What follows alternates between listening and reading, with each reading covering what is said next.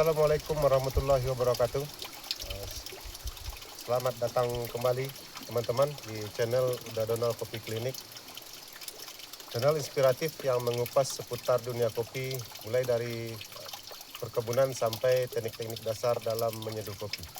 Nah teman-teman, kebetulan kita baru saja memanen kopi jenis Robusta. Nah, di sini kita akan melakukan proses pemisahan kopi yang baik dengan kopi yang kurang baik. Itunya dengan cara merendam kopi di dalam air, kemudian memisahkan kopi yang mengambang dengan kopi yang tidak mengambang. Baik teman-teman, kita mulai saja kegiatan kita pada hari ini.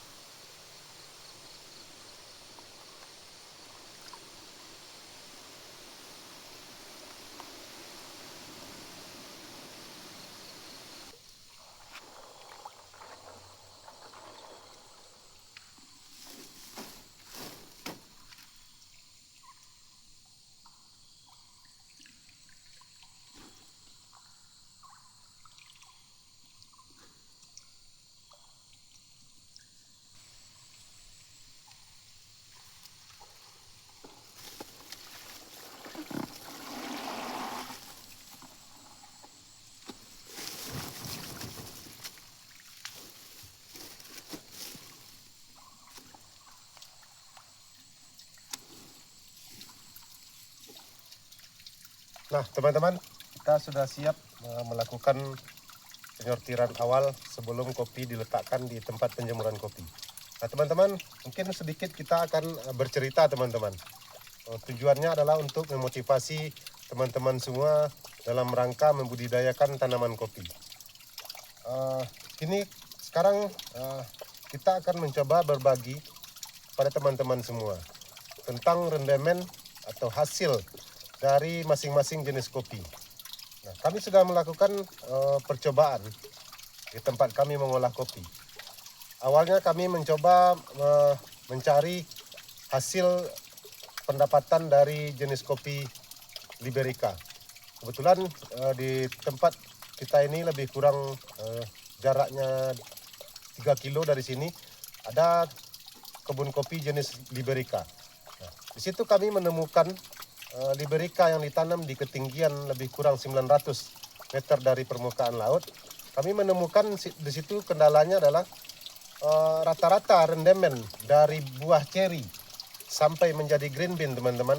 Itu kami mendapati jenis kopi Liberica yang ada di sekitar kami ini. Itu waktu itu kami mencoba memetik buah merah dengan jumlah buah 240 kg teman-teman. Kemudian setelah kami proses di tempat penjemuran dengan proses natural, kami giling gabahnya, kami cuma menemukan jumlah green bean atau biji kopi yang sudah siap dikupas kulitnya itu lebih kurang 26 kg teman-teman.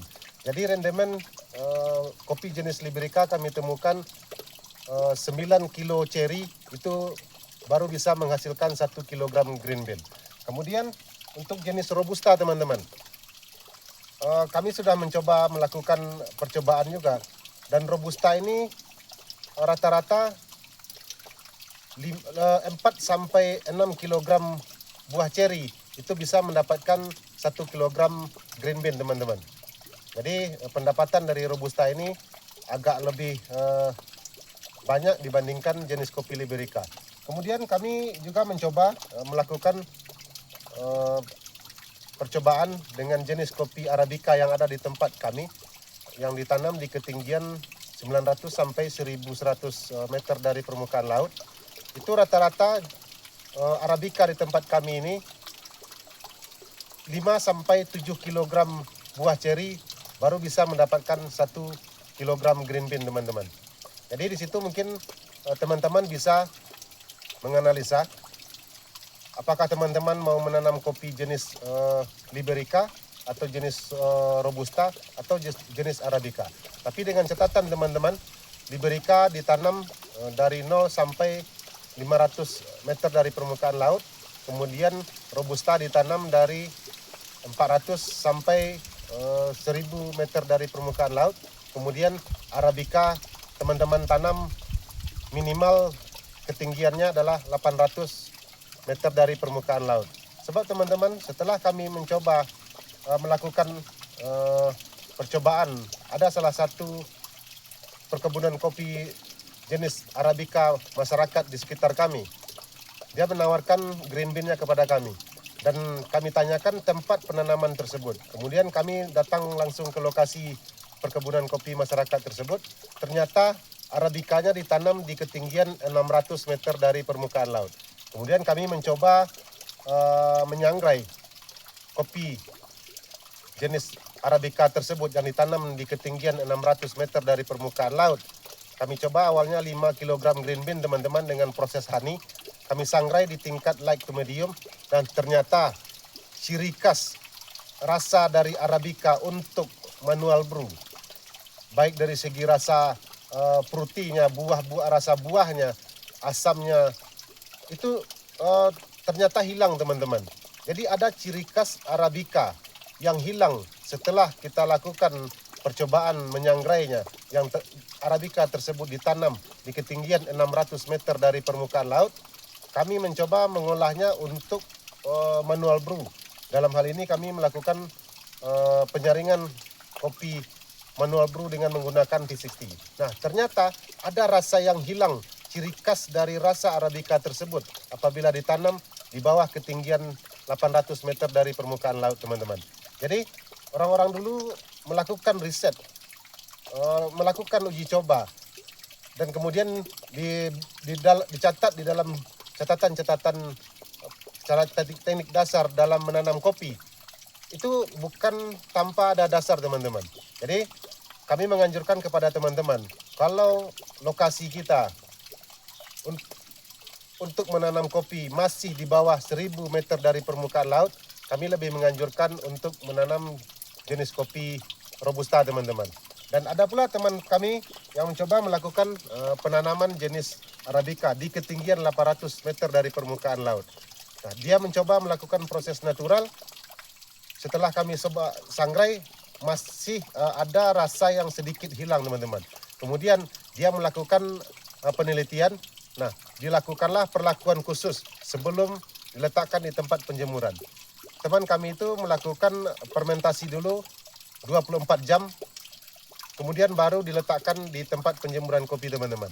Jadi itulah teman-teman bagian ilmu kita kepada teman-teman semua, supaya teman-teman lebih memahami tempat-tempat kita menanam kopi.